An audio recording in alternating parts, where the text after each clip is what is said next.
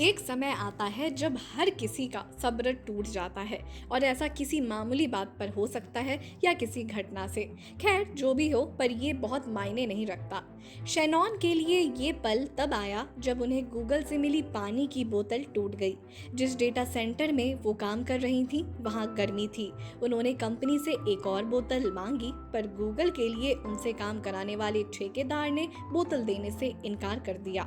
इसके बाद कई घटनाएं होती गई, जिसके जवाब में गूगल को पिछले हफ्ते सार्वजनिक घोषणा करनी पड़ी। गूगल को बयान जारी कर कहना पड़ा कि कंपनी के कर्मचारियों को कार्यस्थल के माहौल और मिलने वाले वेतन के बारे में चर्चा करने का अधिकार है।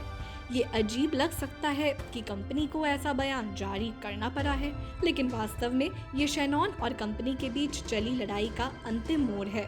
शैनॉन की कहानी इतनी बड़ी टेक्नोलॉजी कंपनी के प्रबंधन के तौर तरीकों के बारे में बताती है। इससे पता चलता है कि कैसे प्रबंधन कई बार अपने दायरे से बाहर जाकर दखल देता है।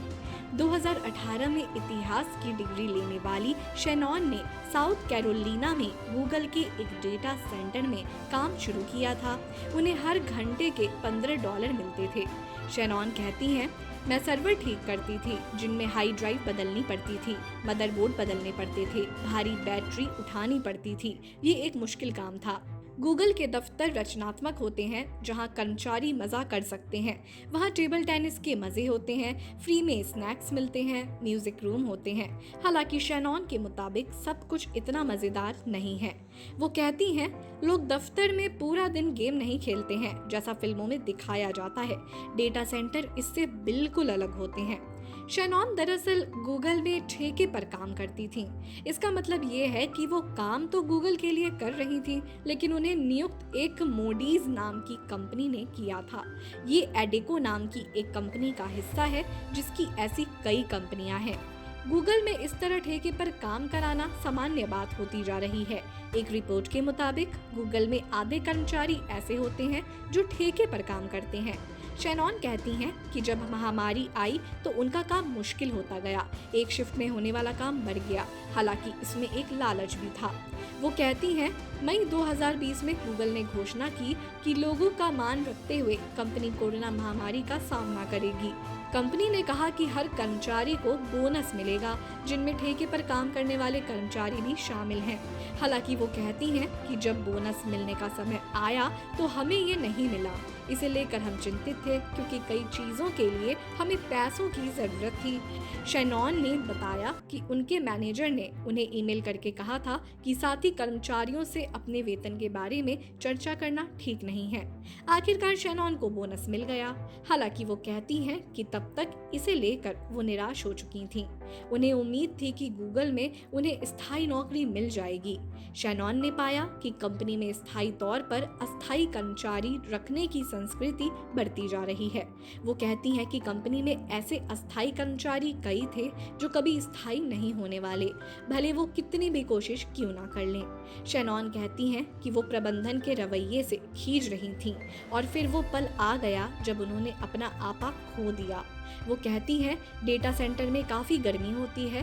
गूगल ने हमें एक पानी की बोतल दी, लेकिन उसका ढक्कन मुझसे टूट गया। ऐसा उनकी एक और सहयोगी के साथ भी हुआ। वो स्थायी कर्मचारी थीं। शैनॉन के मुताबिक उनकी सहकर्मी को तो नई बोतल दे दी गई, पर उन्हें नहीं।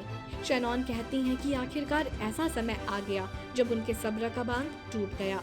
वो घर गईं और फेसबुक पर उन्होंने एक पोस्ट लिख दिया। शैनॉन ने कंपनी की गलत नीतियों से हताश होकर फेसबुक पर एक पोस्ट लिख दिया। वो कहती हैं, अगले दिन जब मैं काम पर गई तो मुझे कॉन्फ्रेंस रूम में बुलाया गया, जहां मैनेजरों समेत सब लोग मौजूद थे। उन्होंने मुझसे कहा कि फेसबुक पर मैंने जो पोस्ट की है वो कंपनी के साथ किए गए मेरे एग्रीमेंट का उल्लंघन है। मुझसे कहा गया कि मैं कंपनी के लिए खतरा हूँ। मुझसे तुरंत अपना बैज और लैपटॉप वापस करने को कहा गया। वो मुझे दफ्तर के बाहर ले गए। गूगल के कर्मचारियों ने जनवरी 2021 में अल्फाबेट वर्कर्स यूनियन बनाई थी। इसे अमेरिका के नेशनल लेबर रिलेशंस बोर्ड ने मान्यता नहीं दी है। कई बार इसे माइनॉरिटी यूनियन भी कहा जाता है, क्योंकि गूगल में काम करने वाले अधिकतर कर्मचारी इसके सदस्य नहीं हैं। लेकिन शैनॉन इसकी सदस्य थी और यूनियन में उनका मसला उठाया। फरवरी में यूनियन ने शैनॉन की ओर से अनुचित श्रम कानूनों के तहत 2 मामले दर्ज कराए। पहला मामला उन्हें यूनियन के समर्थन में बात करने पर अवैध तरीके से निलंबित करने और दूसरा मामला उनके मैनेजर के उस कथन के खिलाफ दायर किया गया कि वो अपने वेतन पर चर्चा नहीं कर सकती हैं। पिछले महीने गूगल, मोडीज और अल्फाबेट वर्कर यूनियंस के बीच समझौता हो गया और शैनॉन का निलंबन वापस ले लिया गया। गूगल ने एक दस्तावेज पर हस्ताक्षर किए। इसमें कहा गया है कि उसके कर्मचारियों को अपने वेतन, बोनस और कार्यस्थल की दशा पर चर्चा करने का अधिकार है। ये शैनॉन और कई नई बनी यूनियन के लिए एक जीत थी।